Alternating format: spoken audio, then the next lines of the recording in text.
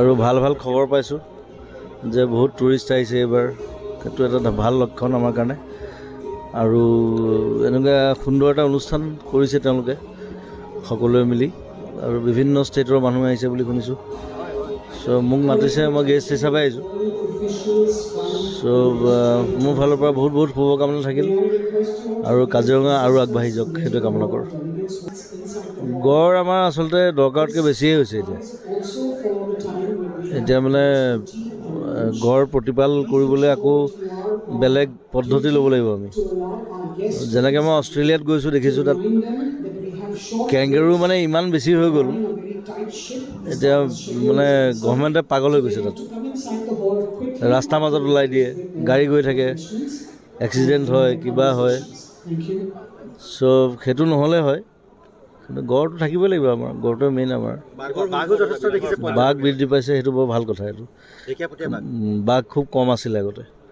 মই 10-12 বছৰ আগতে আহোঁতে তেতিয়া যথেষ্ট সংখ্যক কম বাঘ আছিলে। এতিয়া বাঘ বৃদ্ধি পাইছে। লিঅ'পাৰ্ড আছে বাৰু।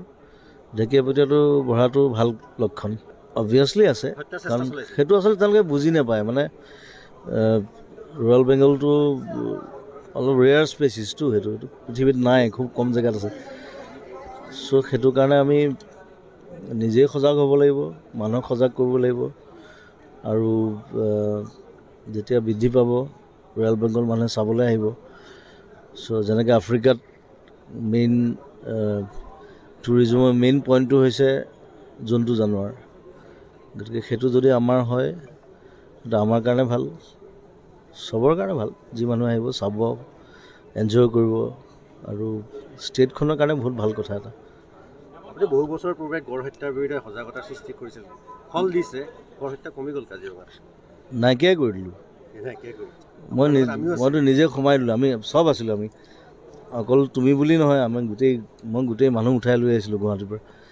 চ' সেইটো সময়ত সেইটো প্ৰয়োজন আছিলে, কাৰণ তেতিয়া খুব বেছি মাৰিছিলে। চ' লাহে লাহে বস্তুটো নাইকিয়া হৈছে।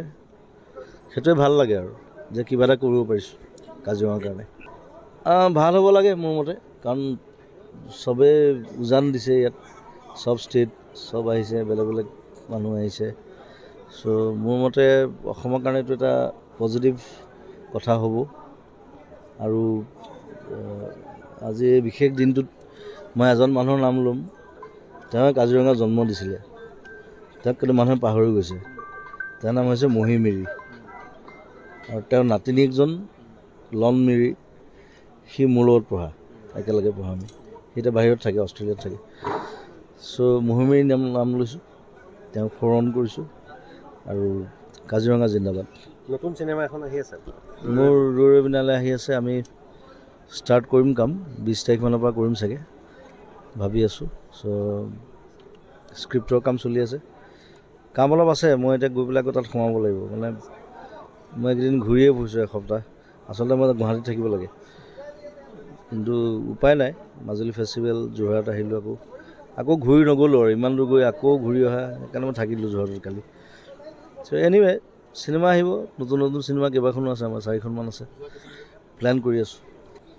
তেখেত তেতিয়া মুখ্যমন্ত্ৰী নাছিলে কিন্তু দেই, আমি যেতিয়া দৌৰিছিলোঁ। তেখেত বেলেগ ডিপাৰ্টমেণ্টত আছিলে, আই থিংক হোমত আছিলে। কিন্তু মই ভাবোঁ হিমন্তদাই ভাল কাম কৰিব, কিয় নকৰিব। আৰু কাজিৰঙাখনতো চাবই লাগিব আমি। অকল কাজিৰঙা বুলি নহয়, আমাৰ যিমানকেইখন আছে, ডিব্ৰু চৈখোৱা আছে, আমাৰ পানেৰী আছে, আমাৰ নামেৰি আছে, মৰিয়নি আছে।